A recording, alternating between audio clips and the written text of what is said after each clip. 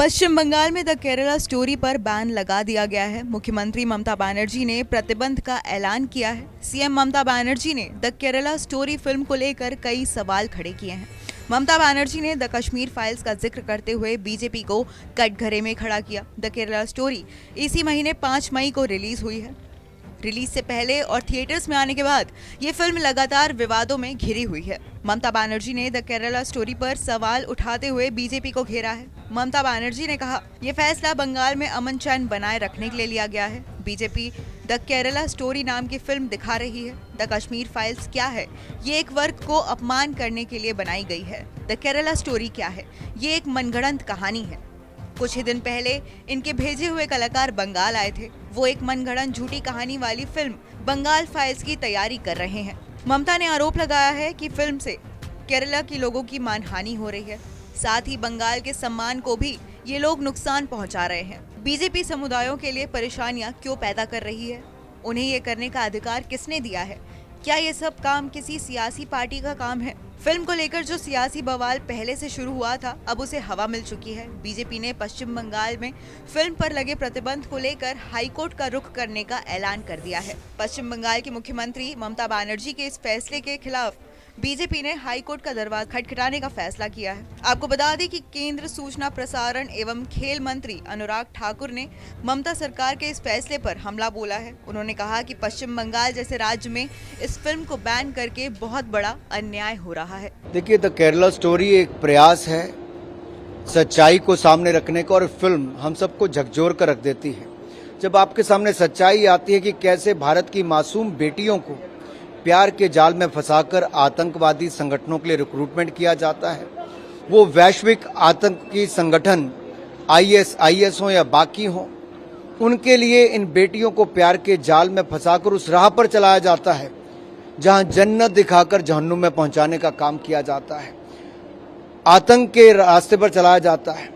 तो क्या कुछ लोग वर्षों से चल रहे इस प्लान को देश के सामने जो एक्सपोज करने का काम इस फिल्म के माध्यम से हुआ है, उसको रोकने का काम नहीं कर रहे? क्या कांग्रेस और कम्युनिस्ट जैसे पार्टियां केरल में तो उसको रोक नहीं पाई, अब फिल्म को भी रुकवाने का काम कर रही हैं?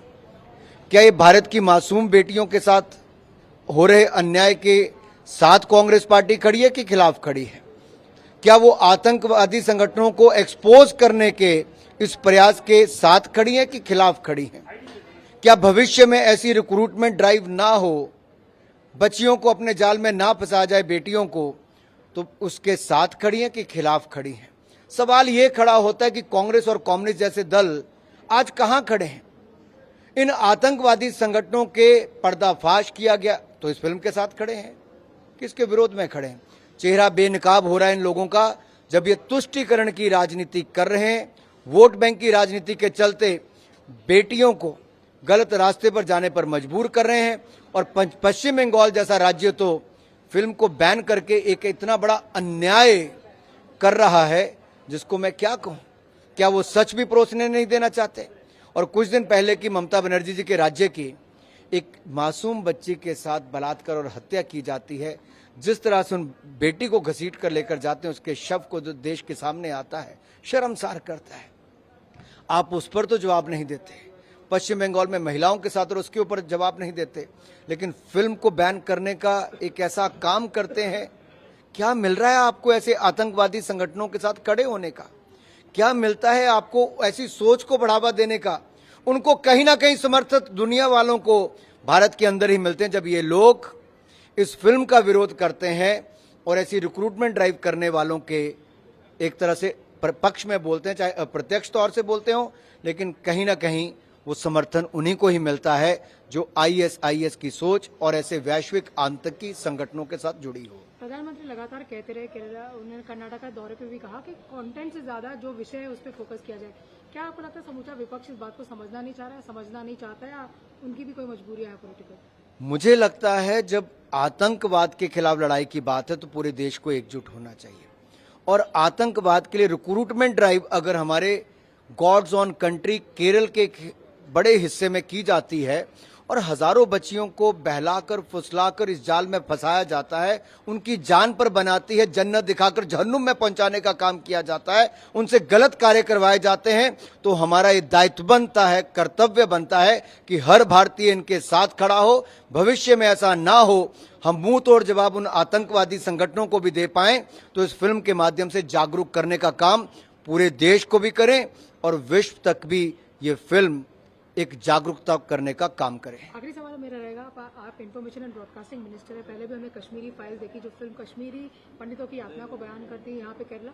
इस तरह के कंटेंट को भारत में कितना प्रमोट करने की आवश्यकता है? देखिए, प्रमोट नहीं, ये तो हमारी जिम्मेदारी बनती है। ये केवल मनोरंजन का बात नहीं, ये आपको साथ में जानकारी दे रही है कि आपके आसपास क्या घट रहा है। और ये बच्चियां जिस तरह से इन बेटियों को बहला फुसलाकर उस एक प्लान्ड तरीके से फंसाया गया, ये इसलिए पायल जी देखना जरूरी है। ये प्लान्ड तरीका जो है ये बहुत जरूरी है, क्योंकि इन सब के आसपास कुछ ना कुछ घट रहा होता है। कई बार पता ही नहीं चलता कि क्या मासूमियत में चली जाती है, कोई प्यार में मोहब्बत में फंसकर चली जाती हैं। तो ये मासूमियत हो, मोहब्बत हो, इन सब का दुरुपयोग करके आपको जाल में कोई ना फंसाए, आपकी जान खतरे में ना फंसे, आप आतंकवादी संगठनों का एक खिलौना बनकर ना रह जाएं। आप मानवता के खिलाफ काम करने पर ना लगा दिए जाएं एक मोहब्बत के नाम पर। यह मोहब्बत आपको जन्नत नहीं जहन्नुम की ओर लेकर जाती है और जाल में फंसाती है। नमस्कार, मैं हूं मानक गुप्ता। अगर आपको हमारा ये वीडियो पसंद आया हो तो इसे लाइक और शेयर जरूर करें, और हां, हमें सब्सक्राइब और फॉलो करना ना भूलें ताकि आप देश और दुनिया की कोई खबर मिस ना करें। तो जुड़े रहिए हमारे साथ और देखते रहिए News 24।